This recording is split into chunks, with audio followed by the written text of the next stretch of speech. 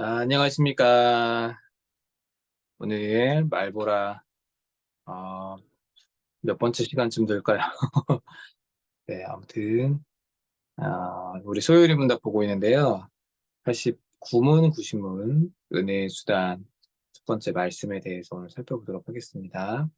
자, 지난 시간까지의 내용을 이제 다시 한번 복기를 좀 해보면, 우리가 하나님의 말씀을 온전히 지킬 수 있는가? 그 십계명의 모든 교훈이 다 끝나고 난 뒤에 우리가 하나님께서 요구하시는 그 계명들을 다 지켜 행할 수 있는가에 대한 이제 질문이 나오죠. 소요리 문답이. 근데 그 질문에 대한 답은 우리는 지킬 수 없다. 양심적인 성도들은 내가 하나님의 말씀을 지키려고 노력하면 할수록 지켜낼 수 없다라고 하는 답을 얻게 됩니다. 신앙이 연약하고 어릴 때는 되게 잘 지킬 수 있다고들 생각을 해요. 왜냐면 그때는 그냥 그게 크게 보이거든요. 하나님의 말씀을 지킨다는 게 그냥 뭐 단순히 안 믿는 사람들이나 잘 모르는 사람들이 생각하는 수준으로 뭐 술, 담배 안 하고 주일날 예배 잘 드리고 뭐 착하게 살고 약간 이 정도가 이제 그리스도인들에게 요구되는 삶이라고들 생각을 하는 거죠. 그러니까 이제 막 은혜를 받고 이제 막 하나님의 사랑을 경험한 사람들은 그 정도 수준에서는 얼마든지 그것이 가능하다, 지킬 수 있다, 보는 거죠. 그런데 그 분야가 신앙이 성장하고 성숙하면 할수록 하나님께서 우리에게 단지 원하시는 것이 그냥 술, 담배 안 하고 일요일 날 교회 가서 예배 드리고 뭐 헌금 생활하고 서로에게 친절하고 이 정도가 아니라는 것을 다 알게 되고 또 이 세상이 얼마나 반하나님적으로 구성되어 있으며 그 세상 속에서 하나님께 정방향을 맞추고 살아간다는 것이 얼마나 힘든가. 그리고 매 순간 선택의 기로 앞에서 세상의 기준점이 아닌 하나님의 기준으로 내 마음까지 감찰하시는 하나님 앞에서 진실되게 순종을 하며 살아간다는 것이 쉽지 않다는 것을 이제 그제서야 알게 됩니다. 우리도 마찬가지잖아요. 초등학교 다닐 때까지만 해도 공부가 뭐 그렇게 어렵습니까, 여러분? 시험이 그렇게 어렵나요? 다 뭐 물론 어렵겠지만 그냥 그 수준이라는 것이 다 그 전날 몇 번 책 좀 보고 문제 몇 번 풀면 얼마든지 풀 수 있는 그런 수준인데 중학교로 올라가고 고등학교로 올라가고 이 분야가 점점 깊어지면 깊어질수록 또 공부의 양이 방대해지면 방대해질수록 우리가 그 전날 한두 번 봐가지고서는 도저히 문제를 풀 수도 없고 답을 맞출 수도 없는 그런 수준에까지 이제 올라가게 되는 거죠. 그러면 그때는 재미있고 별것 아니라고 생각했던 공부가 더 어렵고 무게감이 깊어지고 부담이 되는 것과 마찬가지인 거죠. 자, 그렇게 우리가 스스로 하나님의 말씀을 지킬 수 없는 하나님 앞에 순종으로 만족시켜 드릴 수 없는 존재다라는 것을 이제 알게 되었는데 그때 하나님께서 그러면 우리를 그냥 내버려 두시느냐? 그렇지 않다가 이제 정답이고 하나님께서 그러한 연약하고 부족한 우리를 위해서 하나님의 은혜가 우리에게 주어지는 방식, 방법들을 알려주셨다. 그게 이제 지난주 말씀이었습니다. 그래서 그 방법은 크게 세 가지인데, 첫 번째는 말씀이고, 두 번째는 성례이고, 세 번째는 기도다. 이렇게 말씀을 드렸죠. 그럼 왜 은혜가 하나님의 은혜의 방편, 은혜의 수단이 되는가? 89문답부터 먼저 살펴보도록 하겠습니다. 자, 말씀이 어떻게 구원을 위하여 효력 있게 됩니까? 어떻게 구원의 은혜를 말씀이 가져다 주는가? 여기서 이제 말하는 구원은 영혼의 구원뿐만 아니라 우리 모든 삶에서의 하나님의 도우심의 구원을 뜻하는 것이죠. 함께 이야기하는 겁니다. 어떻게 우리가 하나님의 은혜를, 하나님의 구원을 경험할 수 있는가? 은혜의 방편에 대해서. 자, 답은 하나님의 성령께서 말씀의 낭독, 특별히 강서를 효력 있는 방도로 쓰셔서 죄인을 설복하고 회개시키며 거룩함과 위로로 그들을 세워서 믿음으로 구원에 이르게 합니다. 자, 이제 여기서 중요한 표현들이 나오는데 가장 중요한 것은 하나님의 성령께서라고 하는 표현입니다. 하나님의 말씀 그 자체가 물론 완전한 하나님의 말씀이 우리를 소생시키고 힘이 있고 좌우의 날이 선 어떤 검보다도 예리하여 찔러 쪼개기도 하고 우리의 생각을 변화시키기도 하고 그 말씀이 우리 안에서 성령의 열매를 맺어가고 다 이렇게 되는데 이 모든 과정 가운데 그 말씀이 그 자체로 어떠한 효력이 있거나 그 말씀이 그 자체로 어떠한 신비적 능력이 있어가지고 이것들이 이루어지는 것이 아니라 성령께서 말씀을 통해 일하신 결과다. 그렇기 때문에 이것 또한 뭐가 되는 거죠? 은혜가 되는 거예요. 하나님께서 말씀을 통해서 우리를 구원하시고 혈력 있는 부르심으로 부르시고 우리 가운데 복음을 불러일으키시고 우리가 죄인이라는 사실을 깨닫게 하시고 구원의 확신과 위로와 소망과 세우심을 다 이루어 가시는데 말씀이라는 도구를 통해서요. 근데 그 말씀이라는 도구가 성령께서 사용하시지 않으면 참된 구원으로 하나님의 은혜로 나아갈 수 없게 된다는 거죠. 이단들도요, 전부 다 성경책 가지고 있습니다. 여러분, 수많은 이단들이 전부 다 성경책 봐요. 신천지, 뭐, 하나님의 교회, JMS, 너나 할 거 없이 전부 다 성경책 쓰고 있습니다. 그런데 그들이 보고 있는 성경이 도대체 뭐가 그렇게 똑같은 성경인데, 하나는 하나님의 기뻐하시는 구원과 하나님의 영광을 낳고, 또 다른 하나는 왜 똑같은 성경을 보면서도 자신의 교주들과 또 자신네들의 그런 집단과 단체를 강성하게 하는 데에만 사용되느냐. 세상을 왜 혹세무민하고 많은 사람들을 거짓된 진리로 이끌어 가느냐. 똑같은 성경인데 하나는 성령의 이끄심에 따라서 그 말씀이 쓰임 받기 때문이고 하나는 즉 이단 단체들은 그 말씀을 통해 사단이 역사하기 때문인 거죠.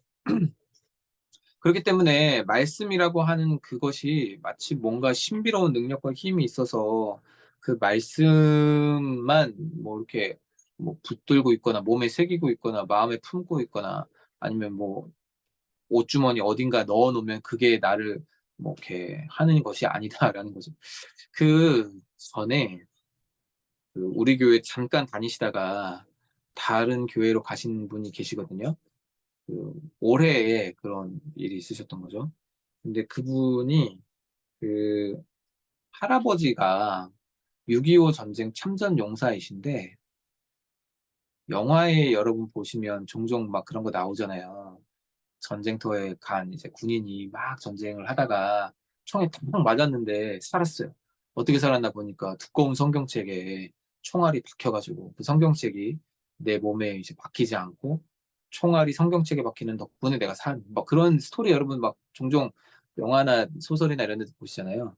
근데 그분이 자기 할아버지가 실제 참전 용사이신데 정말 전쟁터에서 그렇게 총에 맞았는데 성경책이 자신을 지켜줘가지고 살았대요. 그 성경책이 천안에 있는 독립기념관인가? 전쟁기념관인가? 뭐 거기에 기증이 되어 있다고 하더라고요. 되게 신기하죠. 근데 아무튼 그래서 그 할아버지 때부터 대대로 그 집안이 하나님을 떠나지 않고 신앙 가운데 아주 잘 섰다.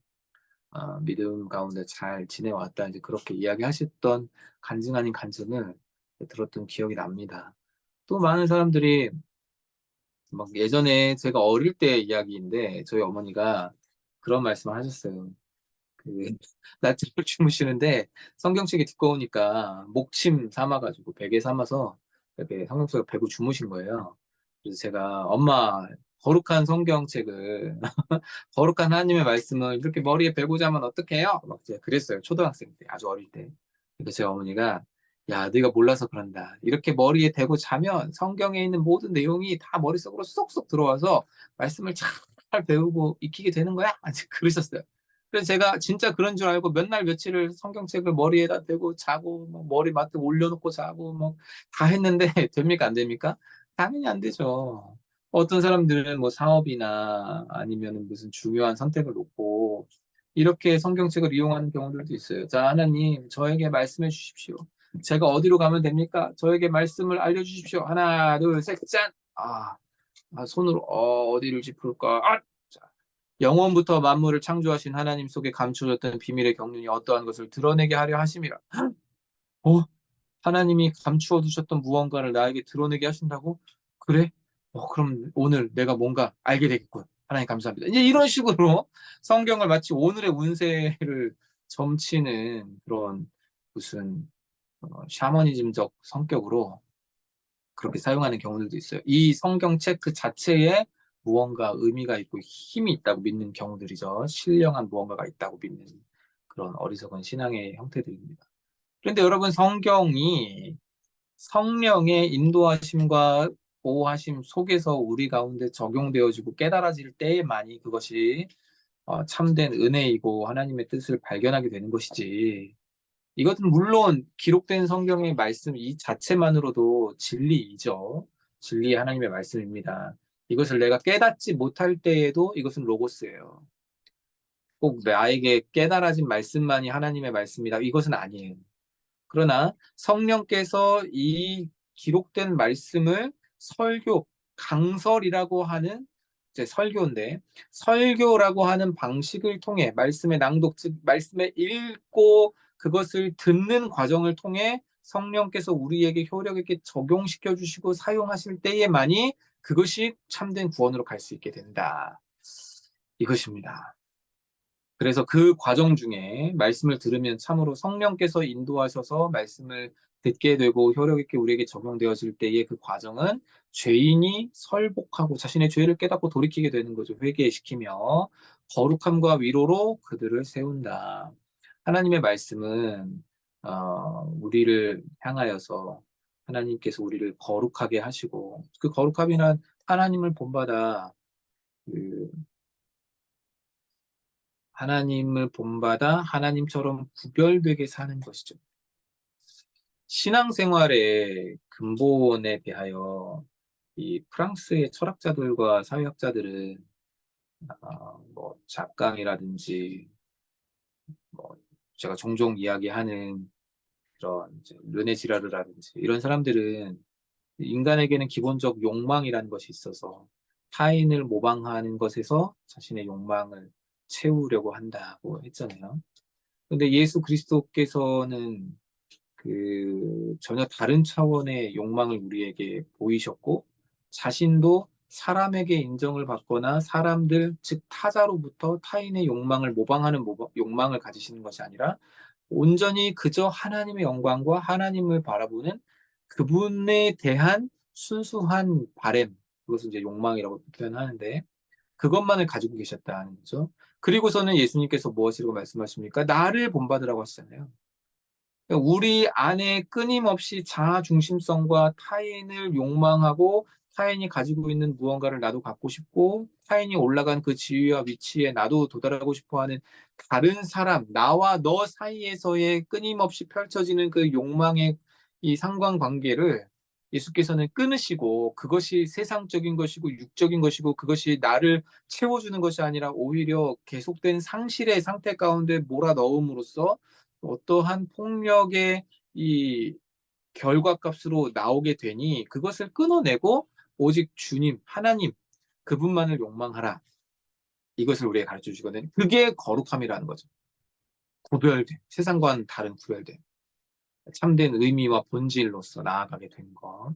이게 우리 기독교가 또 예수님이 우리에게 가르쳐 주신 말씀이 우리를 만들어가는 과정입니다. 그래서요, 예전에는, 그러니까 신앙이 어릴 때는 하나님을 통해 내가 무언가를 소유하고 획득하고 하나님 덕분에 내가 무언가를 이루어내고 도달하게 되는 것이 하나님을 믿는 목적이에요. 그런데 그것이 그리스도 예수 안에서 신앙이 성장하고 성숙하게 되면 하나님을 통해가 하나님을 위해가 되죠. 하나님을 위하여 내가 무엇을 할 수 있을까? 하나님을 위하여 내가 어떻게 살 수 있을까? 하나님을 위하여 주의 몸된 교회를 어떻게 사랑하며 섬길 수 있을까가 이제 우리의 고민이 되고 신앙의 성장과 성숙을 이룬 사람의 바람이 되는 거죠. 그렇기 때문에 그러한 과정으로 나아가는 지름길, 그리고 나아가는 이 골목은 오직 하나님의 말씀이고 그 말씀이 우리에게 선포되고 낭독되어질 때이다. 성령께서 그것을 이용하시죠. 그래서 개혁주의자들은 이렇게를 이야기하곤 했습니다. 성령이라고 하는 열차는 말씀이라고 하는 철로 위에서 달려간다. 기차가 아무리 힘이 있고 대단한 능력을 가지고 있어도 철로가 깔려 있지 않은 곳에서는 제 기능을 발휘할 수 없고 달려나갈 수 없게 되는 것처럼 하나님의 말씀이라고 하는 그 철길 위에서 성령의 열차는 달려간다. 그렇기 때문에 여러분, 하나님의 말씀은요, 계속해서 묵상하시고 또 가까이 하시고 외우고 쓰고 그렇게 하셔야 돼요. 그리고 또한 실천으로까지 나아가셔야 됩니다. 이게 하나님의 말씀을 대하는 우리들의 자세이고 바른 마음이 되겠죠. 또한 하나님의 말씀은 우리를 위로해서 우리의 영혼이 하나님 앞에 바로 서게 합니다. 말씀을 읽으면서 여러분들이 많이 느끼시는 감정들이 무엇인지가 궁금한데, 결국에는 그 말씀은 우리에게 교훈이 되기도 하고, 또 깨달음을 주기도 하지만, 말씀은 우리에게 위로를 또한 줍니다. 그러니까 미래의 소망에서부터 오는 위로도 있고요. 또, 그, 이제 이런 거죠. 내가 지금 당하고 있는 이 고난과 힘든 시간들, 어려움의 상황들이 나만 겪은 일이 아니구나. 나에게만 주어지는 것이 아니구나. 나만 이렇게 고난의 한가운데 빠져 있는 것이 아니구나 하는 것을 우리가 말씀을 통해서 발견하게 됩니다. 사도 바울은 뭐라고 그랬습니까? 오직 무엇이든지 전에 기록된 바는 우리를 위하여, 우리를 위하여 기록된 것이라고 했거든요.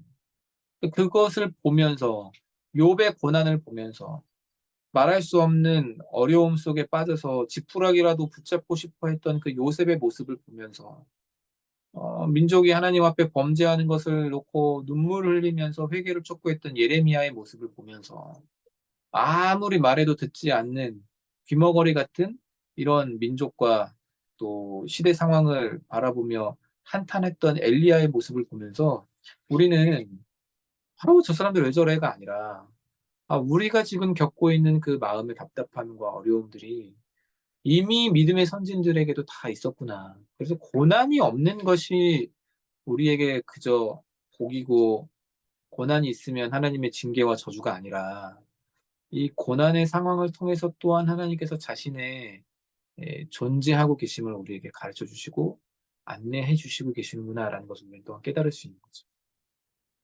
그럼으로써 우리에게 믿음으로 구원에 이르게 한다.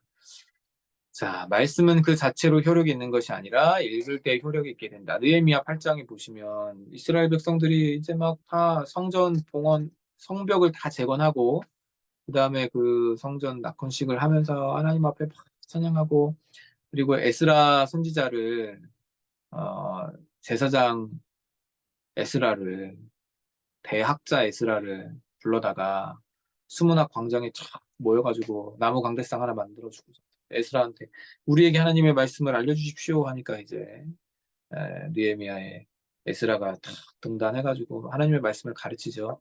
그때 하나님의 말씀을 막 전하는데 그 중에는 성경이 기록된 언어인 히브리어를 잘 모르는 바벨론 출신 유대인들이 이게 무슨 의미인지 무슨 뜻인지를 잘 모르는 거예요. 그러니까 이미 이제 그들의 언어가 옛날 그 히브리어에서 아람어로 바벨론의 영향을 받은 언어들로 변화가 되는 거죠.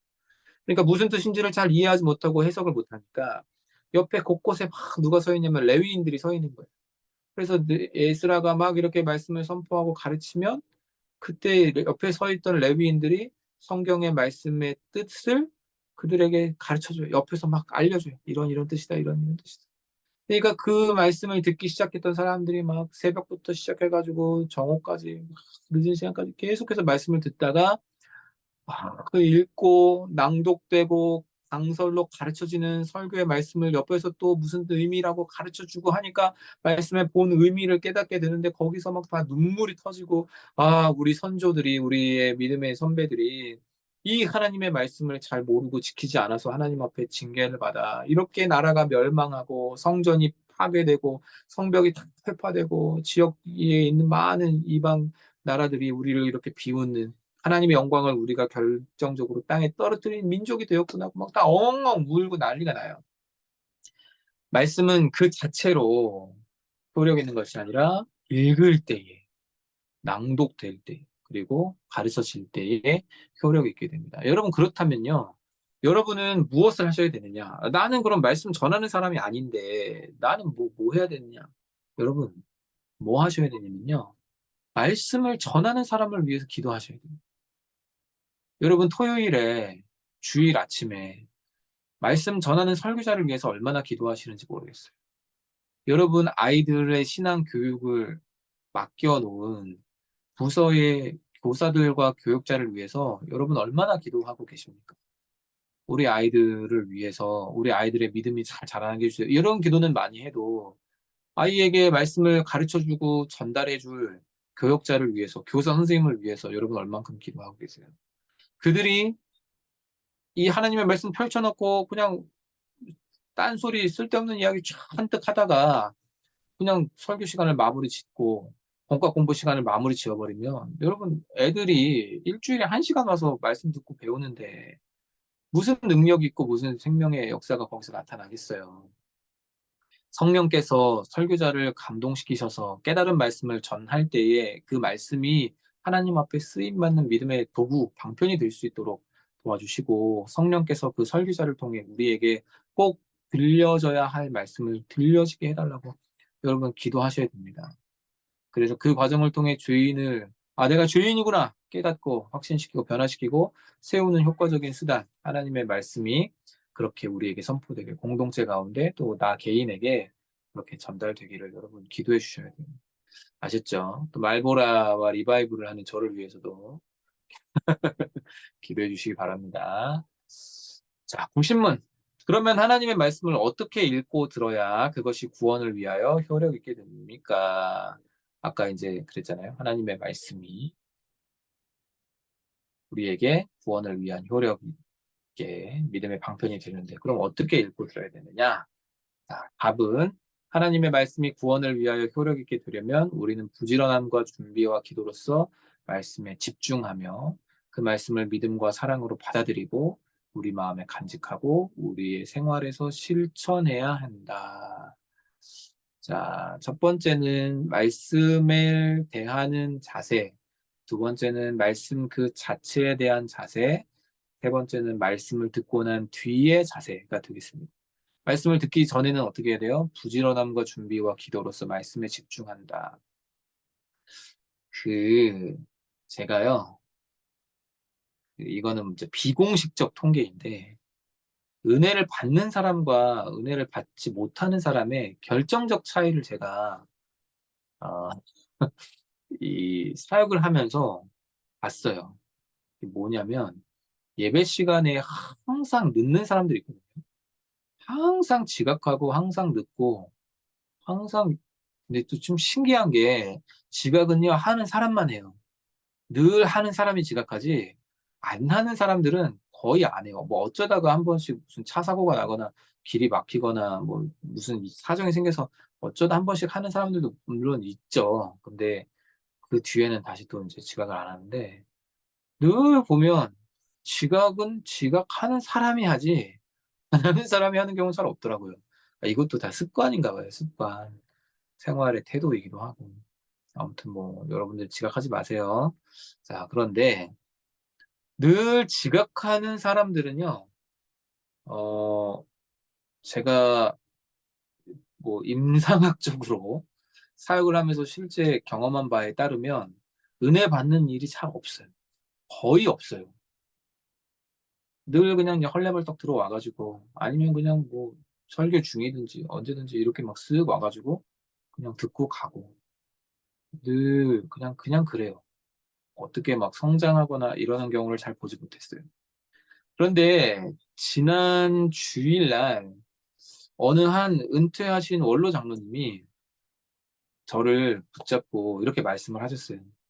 목사님, 네, 장로님, 왜 금요기도회 설교 본문은 주보에 안 나옵니까? 물어보시더라고요. 그래서, 그게 금요기도회 설교 본문이 주보가 전주 금요일에 나오는데, 이 그 전주 금요일에 아직 나오지 않는 경우들이 많아서, 그러니까 주중에 말씀을 준비해서 전달하는 경우가 많아서 주보에 본문이 기재되지 않는 모양입니다. 네, 이렇게 말씀드렸어요. 그랬더니 그분 하시는 말씀이 주일과 수요일은 그리고 뭐 헌신 예배 같은 경우 주보에 본문들이 다 나와 있으니까 본인이 집에서 그걸 보고 주보가 토요일이면 나오니까요. 토요일에 교회 와서 주보 하나 가지고 가셔서 댁에서 쫙 본문을 보고 그 본문을 다 읽어본 다음에 어떤 말씀을 하나님께서 주실 것을 기대하고 기도하면서 준비해 가지고 오는데 금요일에는 이게 나와 있지 않아서 내가 좀 아쉽다. 이런 말씀 하시더라고요. 그래서 이게 참 우리 믿음의 선배들의 아름답고 순수한 모습이구나. 하나님의 말씀이 선포되기 전에, 들려지기 전에, 무슨 말씀을 오늘 나에게 하나님께서 주실까를 궁금해하고, 그 말씀 전하는 사람을 위해서 기도할 뿐만 아니라, 그 기도를, 그 말씀을 받아들일 나 자신을 위해서 또한 말씀에 집중하며 기도하고 싶으시다는 거잖아요. 그렇게 해 오셨다는 거고. 그래서 네 그러면 이 부분을 그 교회의 담임 목사님께 건의드려서 미리미리 말씀이 이제 나갈 수 있도록 그렇게 전달하겠습니다. 이렇게 말씀드렸어요. 여러분 그렇게 뭐 그분의 신앙생활이 뭐 무조건 정답이다 이것은 아니지만 참 우리 믿음의 선배들이 좋은 습관을 가지고 계셨구나. 여러분들도 그렇게 준비하시길 바랍니다. 당일에도 물론 교회에 일찍 와서 일찍 오면 뭐 하겠어요, 여러분. 성경책 펼쳐보면서 오늘 무슨 말씀 선포되는가 보고 예배 순서 맡으신 분들 위해서 뭐 시온 글로리아 찬양대 위해서 또 에세드 찬양팀, 결단 찬양팀 위해서 또 대표 기도하시는 분들 위해서 기도하고 이 예배가 온전히 하나님 앞에 영광이 되고 하나님께서 즐겨 받으시는 그런 예배 될 수 있도록 또 말씀 전하시는 목사님을 통해서 하나님 나에게 말씀하실 때 내가 사람의 말로 듣지 아니하고 하나님의 말씀으로 들을 수 있게 해달라. 이제 이렇게 기도하고 말씀을 들을 준비를 하는 사람과 그냥 시간 되면 막 얼레설레 막 와가지고 예배 시간 되면은 또 막 일어나가지고 전화 받으러 나가고 뭐 화장실 왔다가 갔다가 어디 갔다가 나갔다가 들어왔다가 앉았다가 이렇게 분주하게 이건 여러분 예배는 하나님 앞에 우리가 드리는 거거든요. 서비스잖아요. 근데 이제 이 워십이라는 것 자체가 가치 있는 것을 드린다는 뜻이에요. 예배가 워십인데 나의 가장 소중한 것, 내 시간, 정신, 마음, 물질 내 모든 것을 하나님 앞에 드리는 그 과정 중에 하나님께서는 말씀으로 우리에게 들려주시고 자신을 주시는 거예요. 그러면 주고 이 표현이 좀 그렇지만 주고받는 그 모든 과정 속에 그냥 받으시든지 말든지 하세요. 나는 주든지 말든지 하세요. 그러면 하나님은 여러분이 인격을 가지신 분이기 때문에 나를 경홀히 여기는 자는 내가 경홀히 여기고 나를 존중하는 자는 내가 존중한다 하셨거든요. 그렇기 때문에 말씀에 대하여서 우리가 그렇게 준비해야 되겠습니다. 또 말씀을 들은 다음에는요. 어떻게 해야 되느냐. 아유 이거는 뭐 그냥 목사님이 우리 사정과 형편을 몰라서 하시는 말씀이지. 아이고 이거 목사님은 잘 지키나? 이제 이런 식으로 받아들이면 아이고 이거 저번에 했던 부분인데 또 했네. 이거 뭐 뻔하지 뭐. 여기서 나올 이야기 뻔하지 뭐. 이제 이런 식으로 받아들이기 시작하면 내가 말씀 위에서는 내가 하나님의 말씀 위에서는 이게 교만의 죄가 되는 것이죠. 교만의 죄. 그래서 여러분 말씀을 받을 때에는 또한 믿음과 사랑으로 받아들여요. 이건 걸러내고 저건 걸러내고 이거는 내 생활에 안 맞고 이건 내가 선택하기 어렵고 이건 나한테 뭐 불필요하니까 빼고 이거 빼고 저거 빼고 이러면 여러분 절대 신앙 성장하지 않습니다. 그냥 있는 그대로 받아들이고 믿음과 사랑으로 하나님께서 나 이거 꼭 필요하니까 말씀하셨겠지. 받아들이고 그 다음 어떻게 해요? 받아들인 그 말씀을 이번 주에 들은 말씀 월요일 되면 다 까먹고 이러면 또 안 되고 그것을 마음에 간직하셔야 되는데 여러분 제가 한 가지 여러분들께 부탁드리고 도전드리고 싶은 것은 말씀을 들으면 반드시 그 말씀 안에서 실천 사항을 만드셔야 돼요. 선포되는 그 말씀 속에서 무엇 하나 그냥 마음의 감동, 깨달아진 것, 울리는 것, 그래서 내가 이렇게 해야지라는 정도가 아니라 그냥 아유 오늘은 참 좋았다, 마음이 후련했다. 이제 이런 식으로 신앙생활을 해나가기 시작하면 감정 위주의 신앙생활을 해나가기 시작하면 결코 여러분 신앙이 굳건해질 수가 없습니다. 말씀을 듣고 마음에 간직하며 영원히 모든 말씀을 다 기억할 수는 없잖아요. 일주일에 듣는 설교만 해도 여러분 수십 편 될 텐데 그 가운데 내가 이 말씀 속에서 어떤 것을 실천할까? 어떤 것을 결단할까? 어떻게 살아가야 될까를 고민하시고 그걸 여러분의 주일에 하루를 마무리하기 전에 여러분 그것을 한번 만들어 놔 보세요. 그리고 그것을 일주일 동안 실천해 보세요. 거기에 응답이 있어요. 근데 뭔가 우리는 내가 바라는 그 어떤 이상향이라든지 나에게 해결되기를 원하는 어떤 문제가 끝나는 그것만을 응답이라고 생각하는데 그렇지 않아요. 하나님께서 여러분을 말씀으로 이끌어 가신다고 한다면 주일에 설교자를 통해서 여러분에게 주신 말씀은 일주일을 여러분들에게 응답해 주시고자 하시는 하나님의 미리 주어진 이정표잖아요. 그러면 그걸 가지고 나에게 어떻게 무엇을 원하시는가를 발견하면서 거기서 내가 그리고 우리 가정이 어떻게 살아가야 되는가에 대한 실천 사항들까지 나오고 그게 점검되어지면서 그렇게 실천했을 때 그렇게 순종했을 때 실천은 결국 순종이죠. 순종하고 실천했을 때 어떻게 삶 가운데 하나님께서 역사하시는가 여러분 그것을 봐야 돼요. 보셔야 돼요. 그래야 신앙생활이 재미가 있고 유익이 있죠. 자, 요렇게 해서 우리가 어떻게 말씀을 읽고 들어야 되는지까지 말씀드렸습니다. 자, 날씨가 오늘은 조금 푸근하던데 또 내일부터 많이 추워진다는 이야기가 있어요. 여러분 감기 계속해서 조심하시고 또 내일은 부족한 종이 수요 예배로 또 설교로 섬기는 날입니다. 여러분도 많이들 오셔서 같이 예배 참여해 주시면 좋겠고 아무튼 주 안에서 평안한 밤 시간 되실 수 있기를 그리고 여러분들 우리 청장년 교구에 구역장 후보들 계속 접촉하고 있는데 사람 구하는 게 참 쉽지 않네요. 여러분 계속해서 기도해 주시고 또 새롭게 우리 구역장으로 섬기기로 하신 오슬기 성도님을 위해서도 여러분 많이 많이 노경민 성도님을 위해서도 많이 많이 기도해 주시기 바랍니다. 자, 이상으로 오늘 말보라 마치도록 하겠습니다. 여러분 평안한 밤 되세요. 안녕히 주무십시오. 감사합니다. 안녕히 주무세요.